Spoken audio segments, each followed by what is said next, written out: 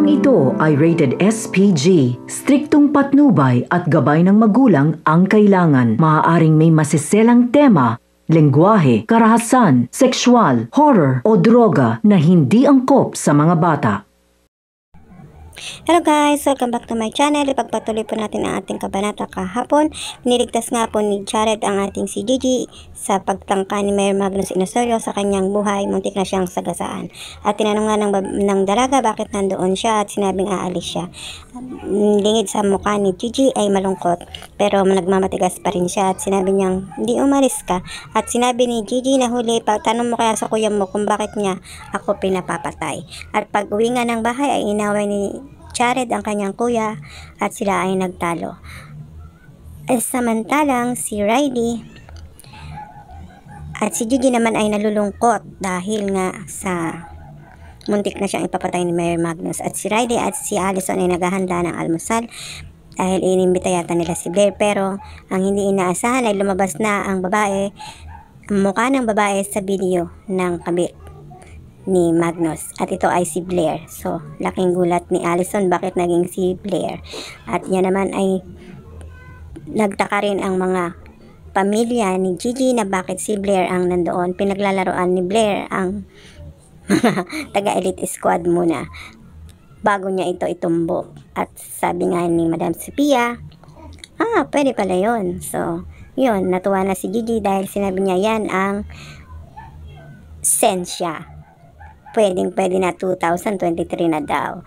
At yan na nga, sumugod si Riley sa bahay ni Blair dahil galit na galit nga siya, at sa all this time daw na siya pala ang kabit ni Mayor Magnus. At nakita rin ng mga tao na pinapanood niya na si Blair ang nasa video.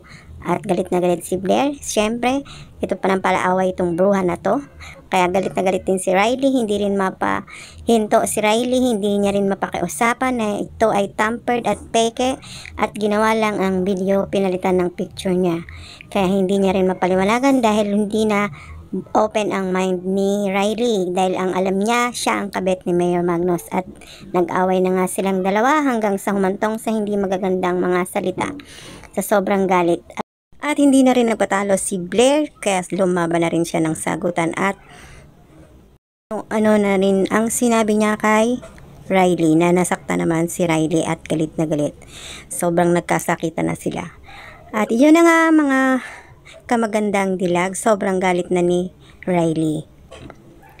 At eto na nga, galit na rin si Blair, at sa galit ni Blair ay naghanap siya ng isang mapagtatanungan kung ito nga ba ay papaanong nangyari na mukha niya ang napunta sa video. At sinabi nga ng specialist na pwedeng mangyari yun, medyo mahirap pero maaring mangyari na palitan ng kanyang muka. At habang nag-uusap naman si Donna, nag-text si Jared na siya ay paalis na. At nalungkot na nga ang dalaga, pero deep inside siya ay pumunta sa airport at nagtago lang para hindi makita ni Jared, pero talagang pumunta siya ng airport at hinahabol niya sana si Jared, pero wala pa rin siyang lakas ng loob na makipagkita kay Jared na siya ay talagang mahal na mahal niya pa rin hanggang ngayon. Ayan na nga ang huling kabanata, ang huli mga kamagandang dilag. At si Riley pa rin ay sisentimiento pa rin kay Allison. Hindi niya alam si Allison ang kabit ng kanyang asawa. Hinabol nga ni Gigi si Jared sa airport, pero wala na talaga, nakapasok na si Jared. Sobrang lungkot na lungkot ng dalaga at talagang nakikitang mahal na mahal niya pa rin si Jared, pero hindi niya talagang maipakita dahil nga sa kanyang prinsipyong hostisya para sa kanila. At itong si Jeda, galit na galit din kay Allison na bakit hindi na raw niya aminin na siya ang kabit ni Mayor Magnus kay Riley. Hanggang dito na lang guys. Maraming salamat sa panonood at please subscribe my channel, like and share. Thank you very much.